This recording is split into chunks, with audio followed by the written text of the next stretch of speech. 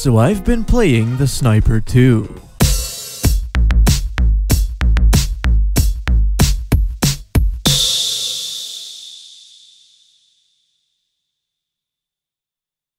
Now, in my Onichan Bara review, I quickly mentioned the simple series near the end. I gave some examples like Earth Defense Force and Demolition Girl, but I never really got into exactly what that was. Originally titled the Simple 2000 series, its shtick was to produce games costing only 2,000 yen, aka about 15 bucks. So, lower budget arcade games, or simple games, though nowadays more often known as shovelware. And while most of these games never really left their land of origin, during the 6th console generation, quite a handful of them were ported over to Europe. I never even knew this, however, as they were all released under, let's just say, creative titles. The first Onichan Bara, for instance, was called Zombie Zone, or Fresh Picked Swimsuits, the swim meet of covered woman, was released as Party Girls. Though I could actually kinda get behind that one. Not that it really matters anyway, as about 70% of all of these games are either really crappy erotic games or sports games. But still, I figured that it could be fun and or interesting to track down some of these, classics in a sort of, but also not really, spin-off series, to see if that despite their dungy origins and shovelware-esque box art and titles, they might be worth giving a go. And by far the worst looking game I found so far was the Sniper 2 Bullet of Nightmare. It has tildes in the title, so that way you know that it must be good. After what might be the most uninspired title screen I've ever seen, though the music is quite nice, I was quickly greeted by "Ah!" After which we're introduced to Harry Spencer, who according to the back of the box is a CIA agent and also a sniper because that's what the game is called. Harry's girlfriend got killed by the mafia, so of course a healthy dose of revenge is in order. For some fucking reason though, Harry's driving around in buttfuck nowhere along with this lady talking about hitchhikers. Harry's all like, "No, I don't trust people. I am Edge." And she's all like, "Fuck you, prick! Pick up the guy, cause you are boring!" And then this happens. The cutscenes in this game are honestly some of the best I've ever seen. Hideo Kojima can suck my dick for all I care, as the cinematic quality at display here is easily the best the PS2 has to offer. And luckily, the game is filled to the brim with said cutscenes. And the writing is by far the best thing about them. No, but he smells the same as I do. The game also has opening and closing credits every mission. It's fucking brilliant, and it sucks, but you love it though. And somehow these actually look kinda nice as well. Like, you'd think that a game with Comic fucking Sans as its subtitle font wouldn't have a decent idea of style if it kicked it in the fucking dick. But it would seem that some people on the art team at least had some form of good intentions. It's almost as if they thought that this game would be cool.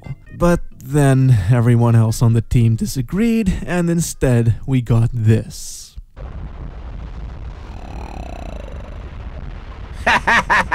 When I said that this game had a lot of cutscenes, I meant that this game had a lot of fucking cutscenes. Basically, the game is a movie, until something exciting happens which will require you to shoot dudes. So, you pick your position, time of day, and then, well, shoot dudes. Usually only about 1 or 2 dudes as well, and as the timer in the top left clearly indicates, most missions only take about 1 minute tops. Should you miss, you either get to shoot some more, depending on how much bullets you have, or you'll get a brief game over screen after which you're allowed to try again right away. And should you manage to shoot the bastard, then you'll get what I could only describe as the most epic kill cam be known to man. And you'll also get graded based on your performance. though what variables they take into account here, I honestly don't know, as the game never told me. Now, as you might be able to imagine, the game controls like fucking shit. Step 1. Walk into place very, very slowly and awkwardly with the D-pad.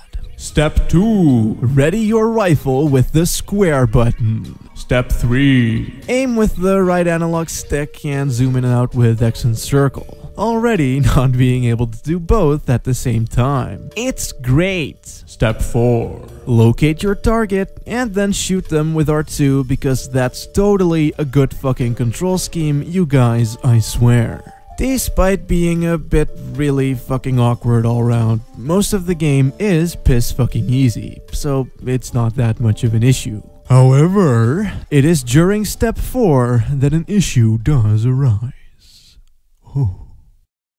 You see, the sniping in this is a little bit bollocks, in that it tries to have a realistic emulation of distance and wind interference and such, but nothing on screen to indicate any of this, let alone graphics good enough to be able to have a decent perception of depth. So you just need to shoot and then pray to Dick that the bullet actually lands. And if it doesn't, then the objective is to trial and error your way out by constantly nudging closer or further away from the target each try, only to then finally hit the guy and find out that he's not even the fucking target to begin with. This is quite bad. The mission I'm showing in particular. Like, you need to shoot a guy in the club called Mad Dog Bates. But first, you need to lure him out, and you do that by shooting the skylight, which I guess is kind of neat. Only then, of course, the entire club pours out onto the streets. But all NPCs look more or less the same. And the only clue you get is a black and white picture with 2 dudes in it. Now, the lighter colored guy is definitely the focal point. So, I guess he's it, but then what color is his suit exactly? Is it white? Is it blue? I don't know, cause the picture's in grayscale. And there's tons of white and blue dudes running around the place. The fucking least they could have done is give the guy a hat or something, but no. Fuck you, sort that shit out on your own, asshole. In the end though, he was just a generic white suit man right near the end of the mission. Which also means that, should you then still miss, you'd actually have to wait for the timer to run out again just to have another shot. Fuck.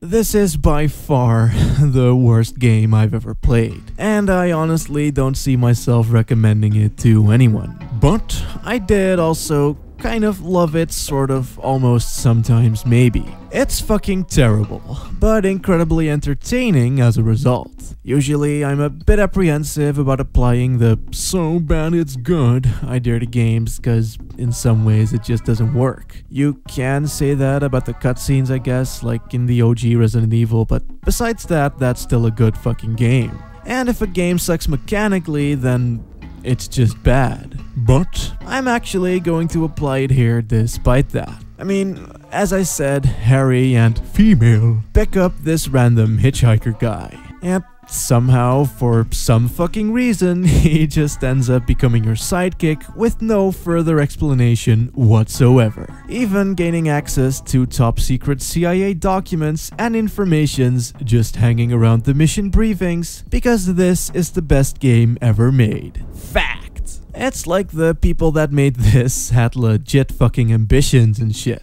In their heads, these people were straight up making the next Metal Gear. It has the brooding, the plot twists, the knife-edge gameplay, and it even does that thing where character introductions go past with the actors' names. But then, budget happened, and they realized that about 80% of their team were a bunch of chimpanzees with typewriters. But that promise, that ambition, is fucking magic. So, the game sucks a big fat dick in almost every single way, but it's not soulless. As I said, it has ambition. The people that made this didn't make this for horrible shovelware cash grab reasons. They made this because they wanted to make Metal Gear. Japan doesn't really have much of a film industry outside of the animes, so a lot of people that want to make films end up in games development. And as such, it gave us marvels like the Metal Gear Solid series, Deadly Premonition, and Resident Evil 6. And if you find shit like that just as fascinating as I do, then it might be worth picking up and or just watching on YouTube. Cause, well, playing it has not been a very flattering experience. I mean, for one, it has ridiculous shit like having to look up and down with L1 and L2 despite having two fully functional analog sticks, and to say that it's a bit vague about its objectives would be a pretty big fucking understatement. But those cutscenes have heart. An irregularly beating, blood clot infested heart maybe, but a heart nonetheless. And I can respect that.